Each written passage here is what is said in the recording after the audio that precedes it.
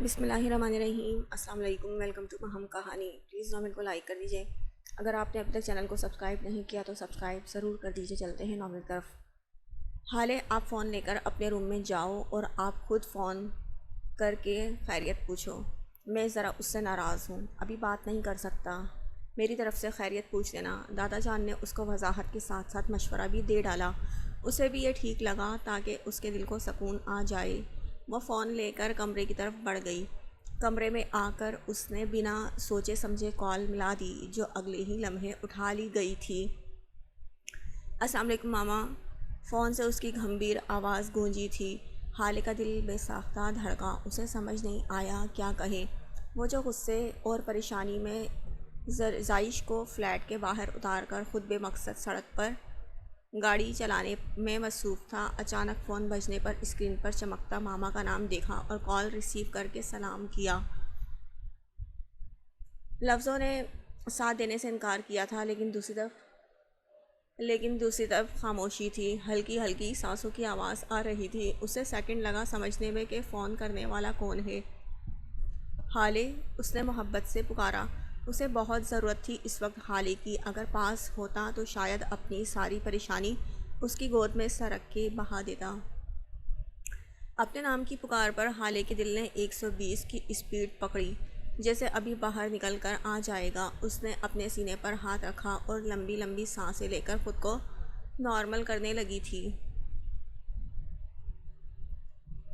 روحان کے ہونٹوں پر مسکراہٹ بکھر گئی۔ وہ فون کے اس پار سے بھی اس کی ایک ایک حرکت سے واقف تھا۔ ابھی صرف آواز سن کر یہ حال تھا، جب وہ اپنی بے چینی اور بے قراری اس کے وجود پر اتارے گا تو وہ کیسے برداشت کرے گی وہ نازک جاں۔ حالے، اس نے دوبارہ پکارا تھا۔ جی جی، اس کی ہلکی سی آواز فون سے آئی تھی۔ I miss you, hardly I miss you.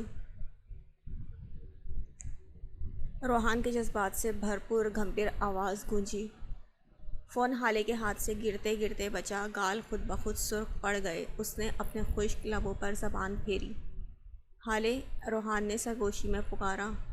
حالے، ایک دم اس نے موبائل سینے سے لگا کر اپنی دھڑکنوں کو سنبھالنے کی کوشش کی۔ دوسری طرف اتنی ٹینشن میں بھی اس کی دھڑکنوں کی دھن پر روحان کے ہونٹوں پر مسکراہٹ بکھر گئی تھی۔ حالے نے خود کو سنبھال کے فون کان سے لگایا۔ آپ ٹھیک ہیں؟ آخر کار اپنی بے چینی کی وجہ پوچھ ہی لی۔ میں ٹھیک نہیں ہوں۔ روحان کی پریشان سی آواز حالے کو گھبراہٹ میں مبتلا کر گئی۔ مجھے پتا تھا آپ ٹھیک نہیں ہوں گے۔ حالے کی سرگوشی سنائی دی۔ تمہیں کیسے پتا چلا میں ٹھیک نہیں ہوں؟ دونوں ایک دوسرے سے سرگوشیوں میں باتیں کر رہے تھے۔ جی، میرا دل بہت گھبرا رہا تھا شام سے، حالے دھیرے سے منمنائی تھی۔ روحان کو لگا وہ مزید اس لڑکی کو نہیں سن پائے گا۔ جو سکون اس سے بات کر کے مل رہا تھا ایک دم اب وہ ہلکا ہو گیا۔ اسے لگا وہ اس معصوم کے قابل نہیں رہا۔ یہاں اس نے مجبوری میں اس کا حق کسی اور کو دے دیا تھا اور وہاں اس پری کو سب محسوس ہوا تھا۔ وہ کیسے اس کا سامنا کر پائے گا؟ اس نے زور سے آنکھیں میچیں۔ وہ کبھی خود کو معاف نہیں کرے گا۔ آپ سن رہے ہیں نا میری بات؟ دوسری طرف سے خاموشی کا احساس ہوا تو اس نے دھیرے سے پوچھا تھا۔ روحان جیسے ہوش میں آیا۔ ہاں میں سن رہا ہوں، میں بالکل ٹھیک ہوں، پریشان مت ہو، میں بعد میں بات کروں گا، اللہ حافظ۔ اس نے بنا کچھ سنے فون بند کر دیا۔ حالے نے کتنی ہی دیر فون کو سینے سے لگائے رکھا۔ اس کے لیے یہی کافی تھا کہ وہ ٹھیک ہے۔ I miss you, hardly I miss you. یہ جملہ یاد آتے ہی وہ پیروں کے ناخن تک سرخ ہوئی، پھر جلدی سے بھاگ گئی کیونکہ زریان اس کے لیے چاکلیٹ لانے والا تھا اور اب تک تو آ گیا ہوگا۔ وہ سب ڈائننگ ٹیبل پر موجود تھے۔ نیہا زریان کے بالکل سامنے والی کرسی پر بیٹھی تھی تاکہ زریان کی نظر اس پر جائے، لیکن وہ تو اپنے پہلو میں بیٹھی لڑکی کی خوبصورتی میں گم تھا۔ اس بار اس کا ارادہ آنا کو بھی ساتھ لے کر جانے کا تھا۔ اب آنا کے بغیر اس کا دل نہیں لگتا تھا۔ نیہا کو یہ سب برداشت نہیں ہو رہا تھا۔ بھیا، حالے دھڑم سے آ کر اس کے پاس بیٹھی تھی۔ حالے بچے آرام سے ابھی لگ جاتی آپ کو، زریان نے مصنوعی افسوس سے بولا تھا۔ ارے کچھ نہیں ہوتا، یہ بتائیں میری چاکلیٹ اور سامان کی لسٹ آپ کو دی تھی، آپ وہ چیزیں لائی ہیں نا؟ اس نے جلدی سے پوچھا تھا۔ ارے ہاں ہاں سب لے کر آیا ہوں، تم اب چپ کر کے آرام سے کھانا کھاؤ۔ بی جان اور دادا جان اس کو خوش دیکھ کر سمجھ گئے تھے کہ ان کی پوتی کو درد دل کی دوا مل گئی ہے۔ کھانے کے بعد اس نے ملازمہ سے کہہ کر سارا سامان گاڑی سے نکلوایا اور حالے کی ساری چیزیں اس کے حوالے کی۔ حالے تو خوشی سے پھولے نہیں سما رہی تھی۔ اس نے ایک شاپنگ بیگ نیہا کے حوالے کیا، یہ میں تمہارے لیے لایا تھا، امید ہے تمہیں پسند آئے گا۔ یہ شاید پہلی بات تھی اب تک جو اس نے براہ راست اس سے کی تھی۔ نیہا کا تو چہرہ ہی کھل گیا، جبکہ آنا انتظار کرتی رہی کہ اسے بھی کچھ دے گا، لیکن زریان نے اسے کچھ نہیں دیا تو وہ خاموشی سے اٹھ کر کمرے میں چلی گئی۔ زریان نے پہلے چینج کیا، پھر اس کے پاس آ کر لیٹ گیا۔ وہ جب کمرے میں آیا تو وہ سر تک چادر اوڑھے آنکھیں بند کیے لیٹی تھی۔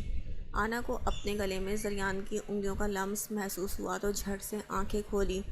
ایک نظر جھک کر گلے میں دیکھا تھا، ایک بہت خوبصورت ڈائمنڈ کا پینڈنٹ اس کے گلے میں تھا۔ اس کے ہونٹوں پر بہت خوبصورت مسکراہٹ بکھر گئی، لیکن اس نے کوئی رسپانس نہیں دیا۔ اتنے دنوں بعد شوہر گھر آیا ہے، شکریہ تو بنتا ہے۔ زریان نے اس کے کان کی لو کو چھوتے گمبھیر سرگوشی کی تھی۔ آنا کے جسم میں کپکپاہٹ شروع ہو گئی۔ کان کو چھوڑ کے گردن پر اپنے ہونٹ وہ رگڑنے لگا۔ زریان، اس نے تڑپ کر اس کی طرف ہوتے پکارا تھا۔ زریان تو اس کے ریڈ کلر کے سوٹ میں چمکتی گردن کو دیکھ کر بے قابو ہوا اور جھک کر اپنے لمس سے اسے پاگل کرنے لگا۔ آنا سے برداشت نہیں ہوا تو زریان کے بالوں کو مٹھی میں بھینچ لیا۔ وہ اپنی مرضی سے پیچھے ہوا اور خمار آلود نظروں سے اسے دیکھنے لگا۔ آنا اس کی نظروں کی تاب نہ لا سکی اور اس کے سینے میں چھپ گئی تھی۔ میری طرف دیکھو، زریان نے اس کا سر سینے سے نکال کر کہا۔ نہیں، وہ دھیرے سے منمنائی تھی۔ میں نے کہا میری آنکھوں میں دیکھو جانا۔ اب کی بار بولتے ہوئے اس کے لفظوں میں کچھ تو تھا کہ آنا نے نظریں اٹھا کر اسے دیکھا تو ان گرین آنکھوں میں اسے اپنا آپ ڈوبتا ہوا محسوس ہوا۔ بے خیالی میں اس نے زریان کے ماتھے پہ بوسہ دیا۔ زریان نے اس کے ہونٹوں کو اپنے قبضے میں لیا اور اپنی سانسیں اس کی سانسوں میں انڈیلنے لگا۔ ایک ہاتھ سے لائٹ آف کی اور اس میں گم ہو گیا۔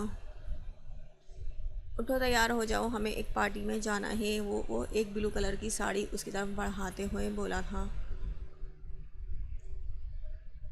جس میں بلاؤز کے نام پر سلیو لیس ایک چھوٹی سی شرٹ تھی جو پہن کر اس کی پوری کمر برہنہ نظر آتی۔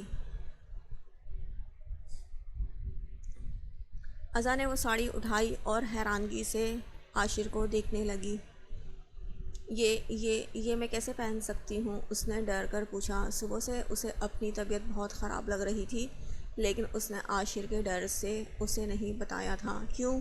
اس میں کیا برائی ہے؟ اتنی خوبصورت تو ہے، اس میں تمہارا حسن اور نکھر آئے گا، گال پر انگلی ٹریس کرتے ہوئے کہا عاشر۔ لیکن میں یہ باہر پہن کر نہیں جا سکتی، پلیز عاشر۔ ازا نے اس کا ہاتھ پکڑ لیا کہ شاید وہ اس کی بات سمجھ جائے۔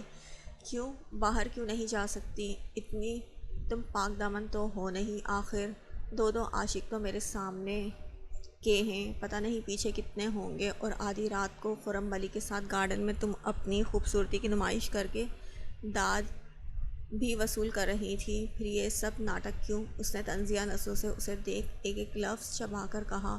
ازا نے اپنی آنکھیں بند کر لیں، وہ اتنے دنوں سے یہی سب تو کر رہا تھا۔